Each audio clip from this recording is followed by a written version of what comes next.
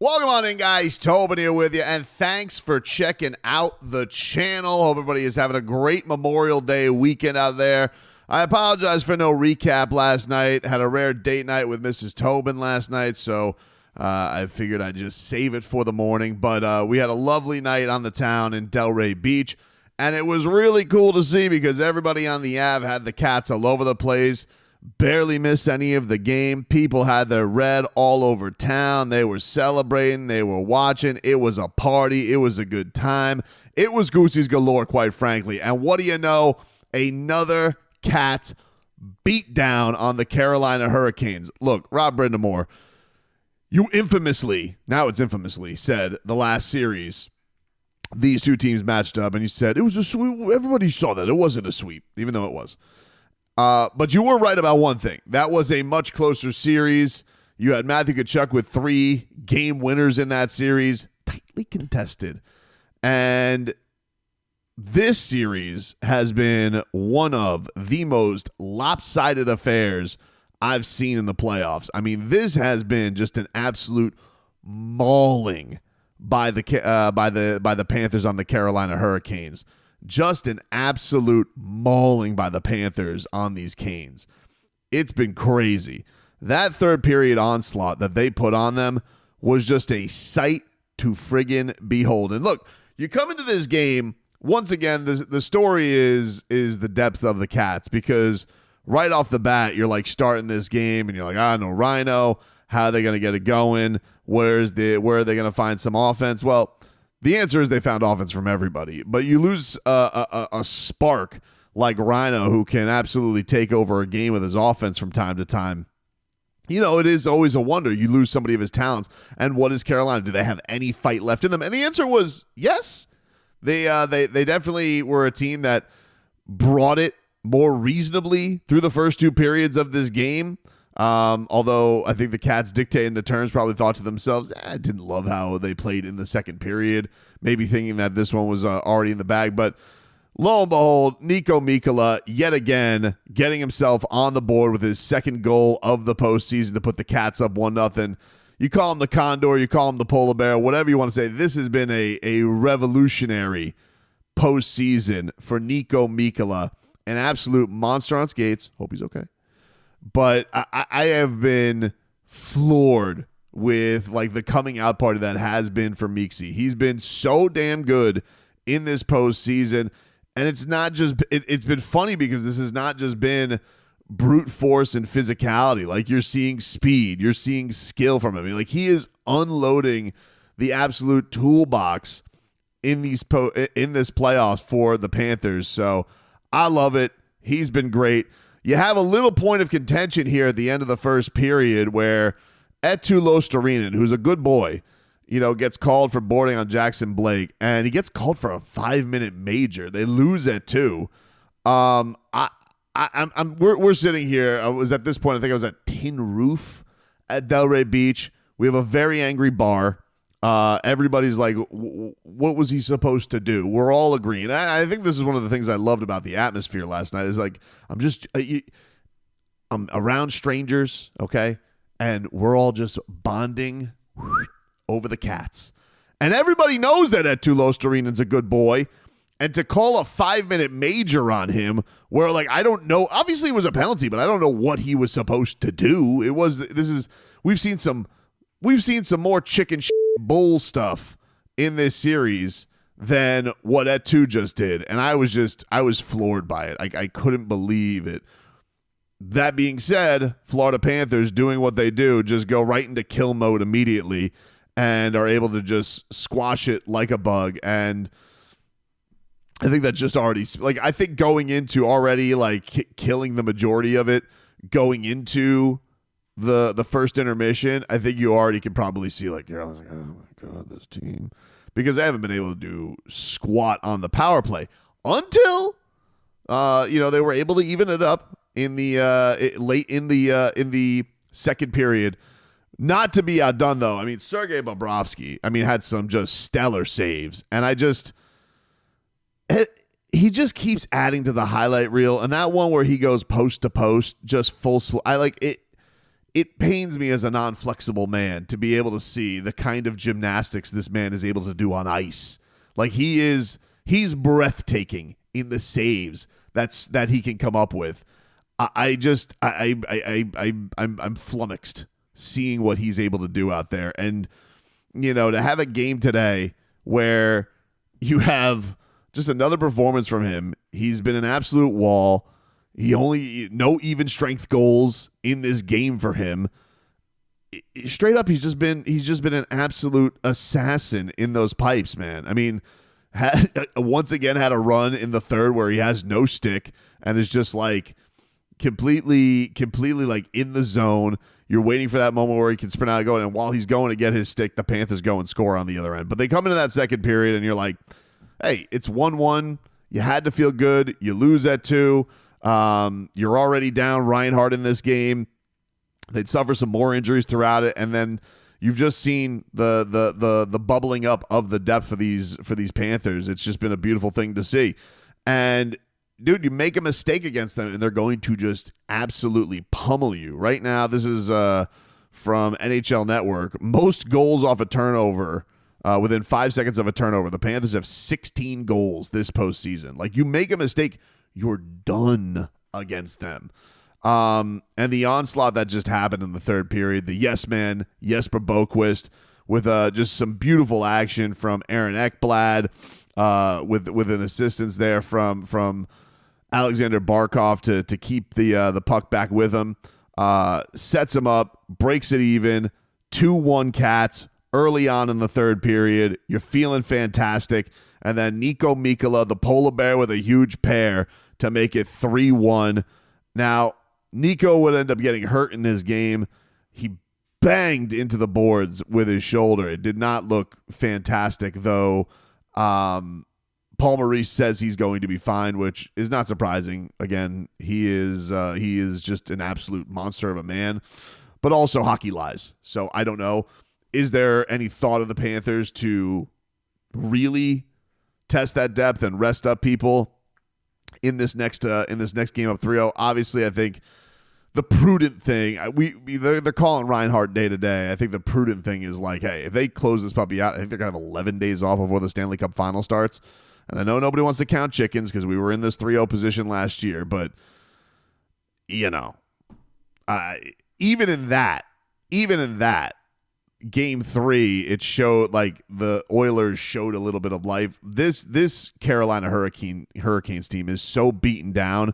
So 30 seconds later, after Mikkola gets his huge pair, Alexander Barkov from Matthew Tkachuk makes it 4-1 Cats. The captain able to go it out. And at this point, my wife and I were outside of Bounce in Delray, which had a giant ass screen. Everybody's watching the Cats. They played the Cat music as the goal. It was a hell of a watch party they were having on there. They were like firing confetti after goal calls. That was a fun place. I didn't even go inside. We were like watching it from the outside because you could watch the giant screen. It was pretty badass. If anybody's like, I'm not like, if anybody's looking for a place, that would seem like a pretty badass place to watch Game 4 if you're not going to the game and you're in the 5-6-1. But I told her as I was like, we can go. This puppy's I'll catch up on the highlights. This puppy's over. But thankfully, like every restaurant had the game on, so I really missed nothing. And as I'm patrolling and strolling down Atlantic Ave, I look and I see, Evan Rodriguez scored, although it wasn't Evan Rodriguez. We thought he finally got one. Everybody was celebrating him, and it ends up going off a defender. Poor Evan Rodriguez is still sitting here goalless amongst the goal full. He is goalless. But listen, he's getting assists like crazy. Like he's being involved in everything. He just can't get one to go into the net to finally break loose. But ends up getting credited to Alexander Barkov. It's 5-1 Cats. It's an absolute ass kicking. It's really just an absolute embarrassment with what's going on there. This has been a fun thing though. So Brad Marchand, who is been incredible in his infusion with the Florida Panthers. He's been so good on that line, but just with everything, with them shooting the rats at him, and he's saying like, "Oh, my kids love having the rats," and it's just kind of cool. Like, I'm not going to, we all come in here and like, what is this going to be like? This guy coming here, a guy who was surrounded by so much controversy with the Panthers last year. And the answer has been perfectly. Like, couldn't have been more perfect because he's getting rats shot at him. His kids want the rats. But now it has become the power of DQ because this man goes in the middle of the second period. They cut to him, and he's got a DQ blizzard. Now, we already know the lore of the Dairy Queen for the Panthers because between 1 and 2 in Raleigh, they end up going to a Dairy Queen, come back, kick their ass in game 2. But Marchand says, best dessert in the world. He's fueled by what he reveals is a cookie dough, chocolate chip cookie dough blizzard. And, I mean, it was a blizzard, all right, dude. It was a goal blizzard against the Hurricanes from the Cats. And all hopped up on his DQ. Brad Marchand makes it 6-1. An absolute bleeping rout for the Cats. And they're peppering him with more rats. They'd end up tacking on a goal. Who cares? The bigger deal was, though, now it was time to cash in on some back pay that the Panthers had on the dirty Carolina Hurricanes. They kept it in mind. And you just saw Tkachuk, like, after he just whooped Sebastian Aho's ass, he is just pointing at him, and he's pointing to the head at Aho, and he goes, "We don't forget, dude. We know what you did to Reinhart." And then Svechnikov, Bennett getting his payback for his goalie, Sergei Bobrovsky, because this dirty Svechnikov goes out there and tries to take out Bob game 1. And no. The Peaky Blinders is not letting you do that, dude. That's not going to happen. And he's like, he's just telling you don't want that. You're not about that life. And then there was a lot of the national guys were killing the Canes after this for nobody stepping up for their guys. What are they supposed to do, dude? Like, they've gotten their ass kicked on the ice, tail tucked between their legs.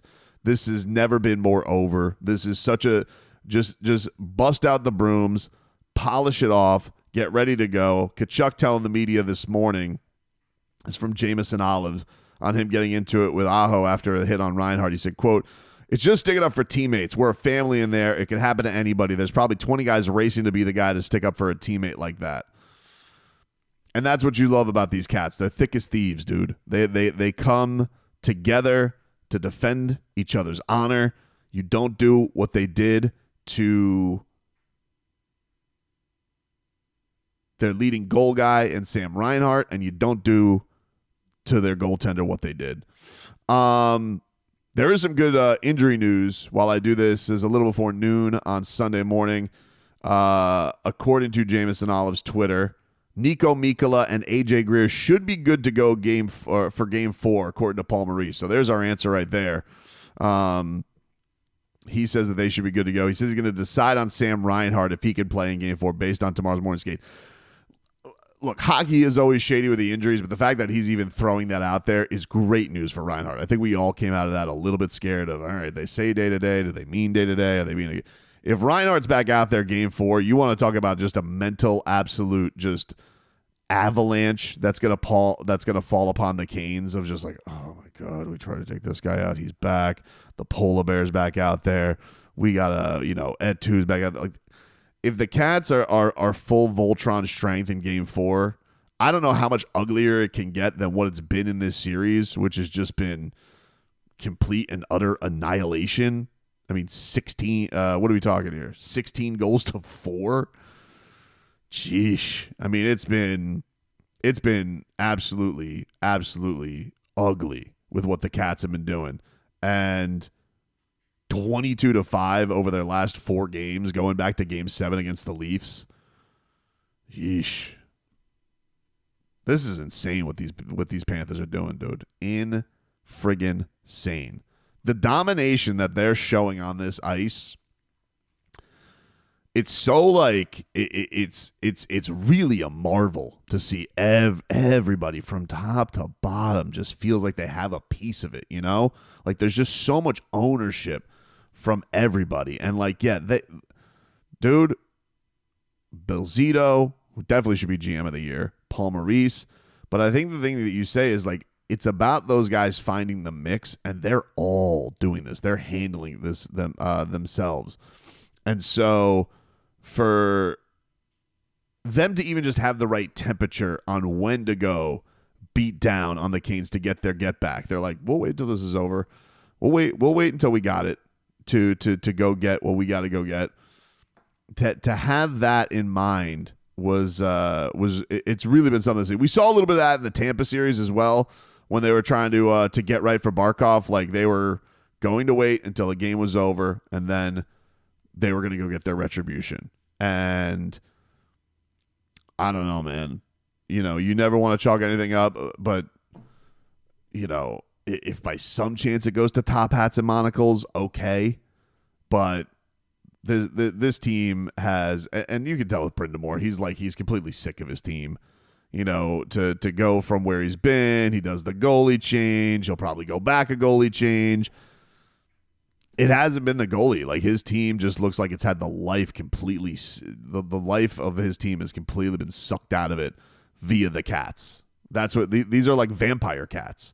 Like, they pounce on the back of you, they suck the life out of you, and you have no answers for them. And that's just what it is right now.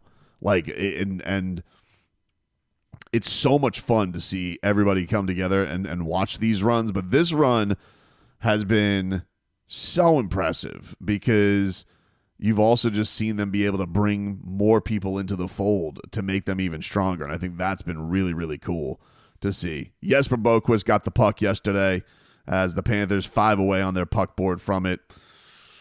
Man, what a time. What a time. They'll try and finish this thing off. Go get your clean. If you got time today, I'm sure there's some Memorial Day sales. You know, go head over to Home Depot. I'm sure you get a good price on a broom. You know, maybe it's time to clean up a little bit on a Monday night. What a performance, dude.